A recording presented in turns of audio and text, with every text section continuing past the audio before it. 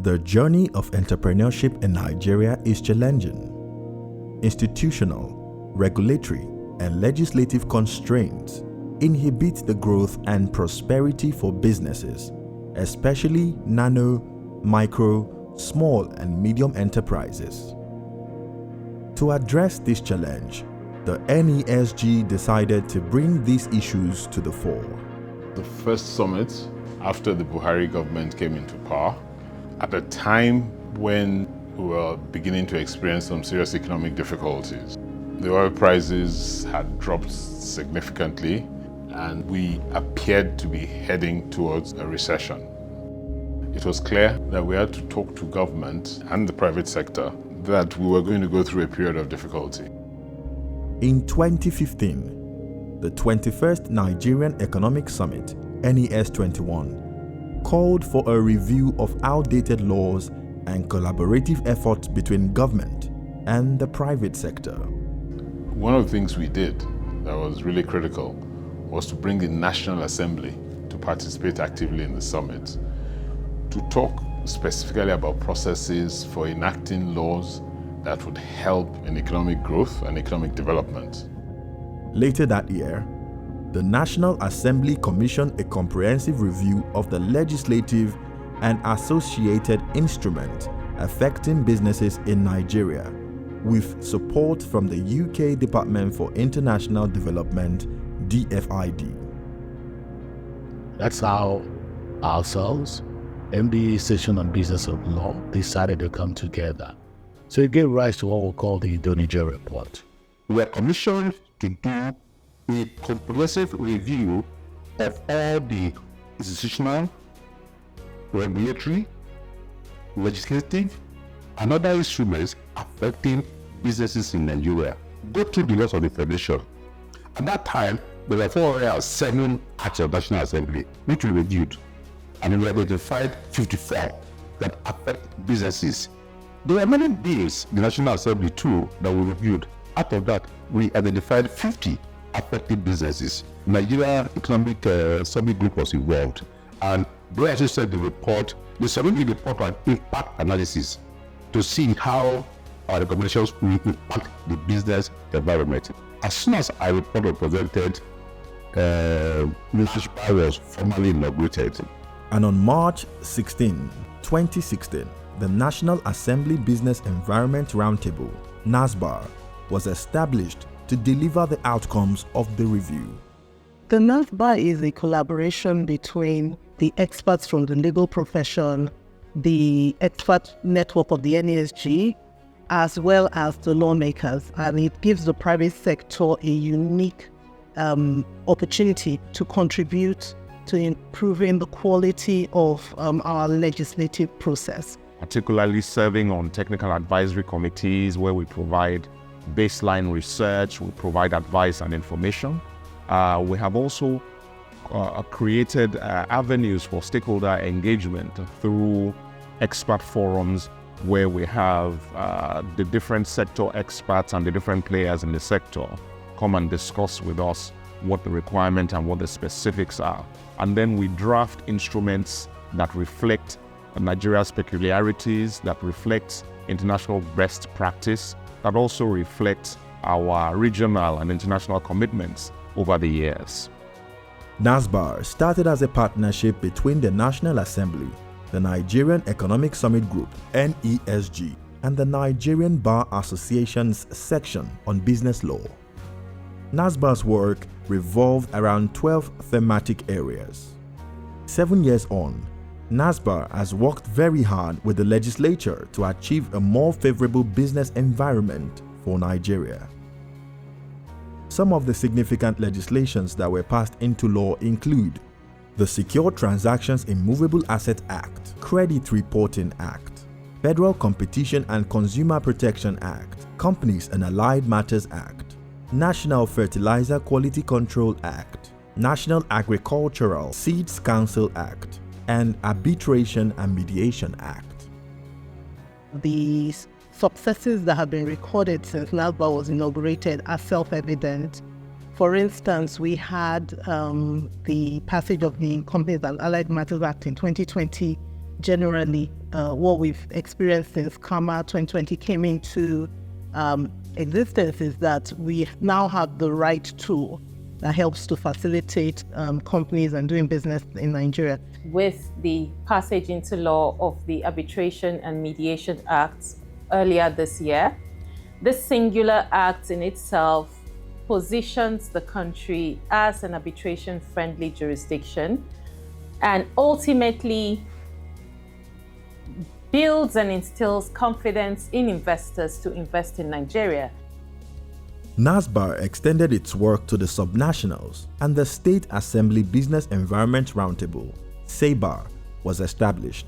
Like we say, every business is a tenant of a state. And so while it was important for us to focus on national legislations that deal with the macroeconomic environment, it was also important that we go to the subnationals and look at laws in states that affect the way we do business. And so we opened up a discussion with the Conference of Speakers of State Legislatures, invited them to a roundtable and convinced them in the need for them to use their legislatures in their various states to begin to enact, review, or repeal laws that will have a damning effect on businesses. And they accepted, they welcomed it, and then that gave birth to the State Assembly's Business Environment Roundtable. NASBAR also reached out to the National Judicial Institute for collaboration in organizing joint training programs for judicial officers and their staff, and research on critical areas for national development.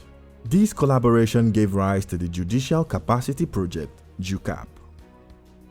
The purpose for us in doing that was simple: to look at efficiency in the administration of justice, to look at cost of adjudication, to look at timely dispensation of justice, and more importantly, sanctity of contracts and enforcement of contracts. And again, like all the other stakeholders that we had collaborated with, the judiciary welcomed it. They have been benefiting from some of the work that we are doing with them, and hopefully we will begin to see the impact down the line as we work more closely with the judiciary through the National Judicial Institute. Today, the Ernest Shonekan Centre for Legislative Reforms and Economic Development seeks to build on the work of NASBAR, SABAR, and JUCAP. Ernest Shonekan is the founding father of the Nigerian Economic Summit. A big part of what Ernest Shonekan believed was that you cannot reform Nigeria without reforming Nigeria's law, order, and governance architecture. Most of that is driven by legal and judicial frameworks. The center is designed to promote scholarship, advance evidence-based research, champion advocacy, and deepen stakeholder engagement on national and subnational legislative frameworks. We believe that the Ernest Shonekan Centre's long-term existence will strengthen the Nigerian democratic experience as we raise the capabilities of the other arms of government to perform at par or even possibly better than the executive arm of power and government, which has been almost the predominant focus of NESG for many years. The Ernest Shonekan Centre will build on the work of NASBAR, SABAR, and JUCAP in providing technical assistance, conducting research, delivering knowledge products, facilitating stakeholder engagement, building capacity, and championing advocacy in key thematic areas: public financial integrity, digital transformation. Digital is the way to get 200 million people connected and producing and growing. Our plan to work to ensure that we're putting in place legislation that will enhance digital economy, things like our digital infrastructure. We need legislation around that creates trust, data protection, more around data privacy, and also legislation that will create an enabling environment for investments in infrastructure such as cloud and so on.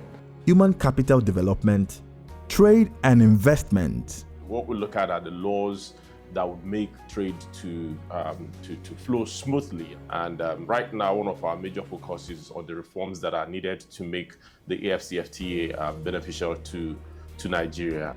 Regulatory environment, infrastructure.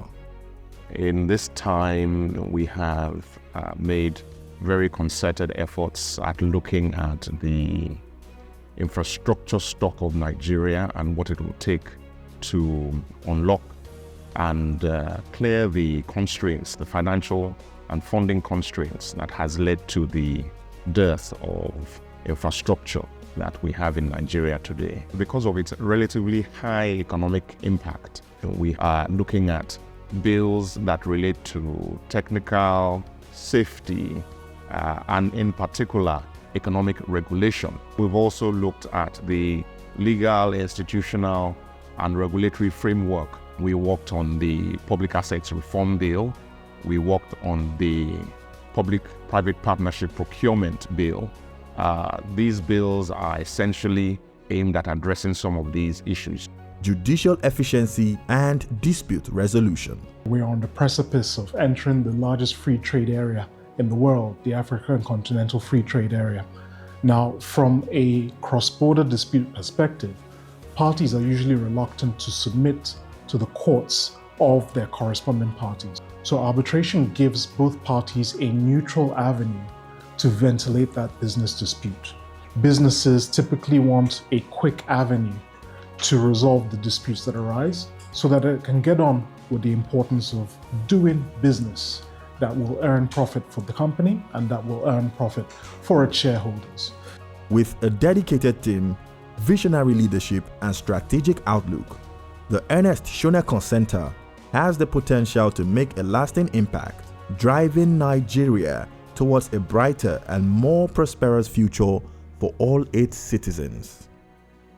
Ladies and gentlemen, we present to you the Ernest Shonekan Centre for Legislative Reforms and Economic Development. Visit www.shonekancentre.org to learn more.